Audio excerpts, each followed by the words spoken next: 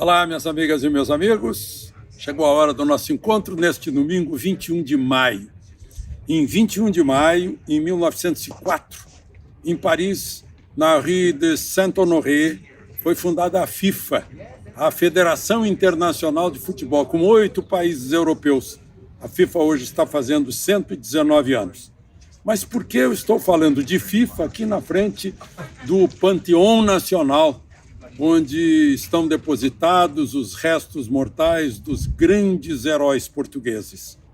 É porque dentro do Panteão Nacional está o corpo de Eusébio, um ícone da FIFA, e o Pelé português, o goleador da Copa de 1966 na Inglaterra. Pelé jogou pelo Santos e Eusébio pelo Benfica e se encontraram algumas vezes. Mas Eusébio, com 2 gols, foi quem enterrou o Brasil bicampeão do mundo, na Copa na Inglaterra, em 1966, num 3-1, 2 gols de Eusébio, na 8ª de final, tirando o Brasil na primeira passagem da Copa. O jogo seguinte foi com a Coreia do Norte, e aos 25 minutos já estava 3-0 para a Coreia do Norte. Eusébio fez 4 gols. E Portugal ganhou por 5-3. Depois eliminou a União Soviética também, ficou em 3º lugar. Primeiro lugar a Inglaterra, 2º lugar a Alemanha. Eusébio, herói nacional, está aqui no Panteão Nacional, com todas as homenagens que ele merece. Esse herói português. Não esqueça de se inscrever e ao final de deixar o seu gostei ou não gostei. E vamos aos demais assuntos de hoje.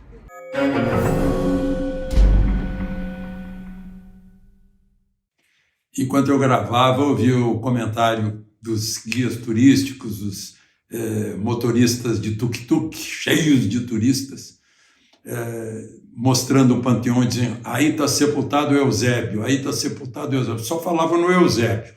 Lá estão os maiores nomes da política, das artes, enfim, os heróis de Portugal. Mas o grande herói era Eusébio, é Eusébio. Né? É a força do futebol. Né? Eu queria compartilhar com vocês, eu subi o topo do Panteão, olha só que imagem. Né? Esse aí é o cais onde ficam os navios de cruzeiro, que todos os dias despejam milhares de turistas em Lisboa.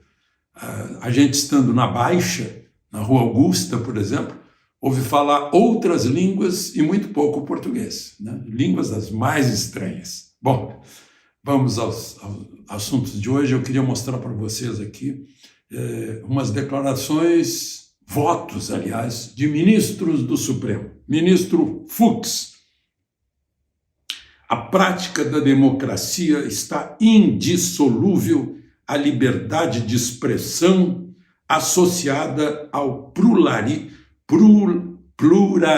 de ideias. Ministra Carmen Lúcia: aprendi que liberdade é expressão. O que não se pode expressar é carente de liberdade. Censura é a mordaça da liberdade. Quem gosta de censura é ditador. A crítica ácida mantém-nos alertas para as possibilidades de aperfeiçoamento. O decano da corte disse o seguinte: não há pessoas nem sociedades livres sem liberdade de expressão, comunicação, informações e criação artística, mostrando-se inaceitável qualquer deliberação estatal cuja implantação e execução importe no controle do pensamento crítico. Depois ele disse: papel de poderoso instrumento de reação popular é o humor, como causa, e o riso como consequência, notadamente como corrosivo. São instrumentos de desconstrução de ordem autoritária impregnada de corrupção. Ministro Alexandre de Moraes: traço marcante da censura prévia com seu caráter preventivo e abstrato. A lei pretende interditar o conteúdo que se pretende futuramente expressar. Aqui não é só exercício de futurologia, como também, mais grave, o excesso de paternalismo, de querer o poder público em escolher o que o indivíduo e, no caso, o cidadão pode ouvir, pode ver o que ele pode ou não ter acesso. Se não quiser ser criticado ou satirizado, não seja candidato, não se ofereça ao público, não se ofereça para exercer cargos políticos. Essa é uma regra que existe desde que o mundo é mundo. Ministro Lewandowski disse o seguinte: democracia é indissolúvel à liberdade de expressão e necessariamente associada ao pluralismo de ideias e visão do mundo. Gilmar Mendes: nós temos casos de notícias fraudulentas que prejudicaram candidaturas, mas tudo isso pode ocorrer no processo eleitoral e exige um escrutínio severo. Muitas reprodutoras de televisão estão em mãos de famílias de políticos. Então é preciso muito cuidado com essa temática. Nem proibir e nem dizer que aqui é o campo em que tudo é permitido. Então, ministro Luiz Roberto Barroso, liberdade de expressão. O Brasil tem um passado de história de desrespeito à liberdade de expressão. É livre a circulação de ideias, informações e opiniões como pressuposto para o exercício de muitos outros direitos fundamentais. Liberdade de expressão é um pressuposto da democracia. Não é garantia de verdade, não é garantia de justiça. E também concordo com o ministro Alexandre de Moraes: quem se dispõe a vir para o espaço público tem que aceitar com uma certa resignação a crítica, né? Construtiva, destrutiva, bem informada, desinformada de democracia, de quem tem interesses bem afetados. Que beleza! Parabéns, ministros do Supremo, no dia 21 de junho de 2018. O decano, no caso, é o ministro Celso de Mello. Parabéns. No entanto, hoje tudo pode ser resumido na frase do ministro da Justiça, Flávio Dino, juiz federal de carreira, que diz: esse tempo de liberdade de expressão como um valor absoluto, que é uma falcatrua, acabou no Brasil. Só se acabaram com a Constituição, com uma cláusula pétrea, artigo 5º, no 4º, diz: é livre a manifestação do pensamento, sendo vedado o anonimato. Se a gente for lá para o artigo 220, ele vai dizer: a manifestação do pensamento, a criação, a expressão e a informação, sob qualquer forma, processo ou veículo, não sofrerão qualquer restrição.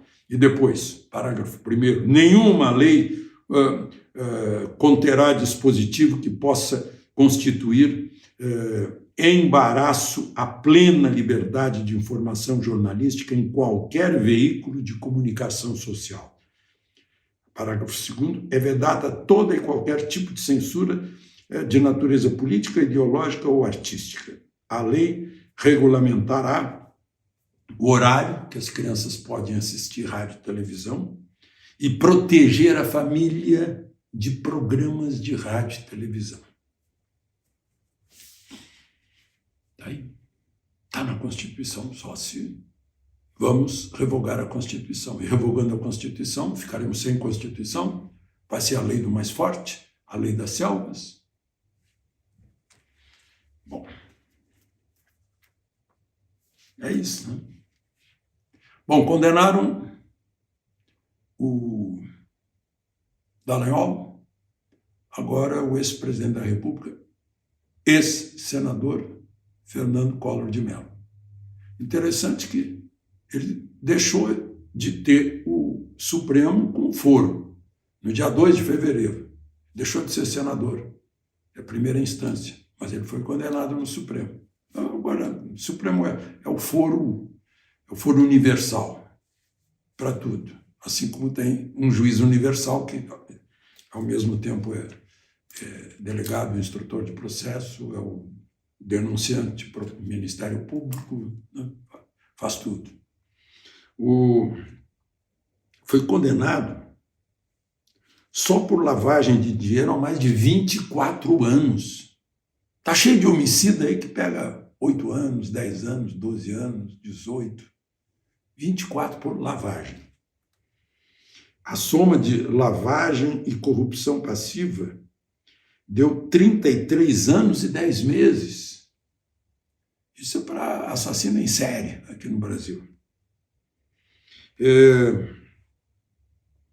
Mais 20 milhões de danos morais e coletivos. Ele usou de o crime durante 2010 e 2014, governo Dilma, ele teria usado de indicações políticas na Petrobras Distribuidora e teria recebido propina, segundo delatores premiados. Não há provas a respeito disso.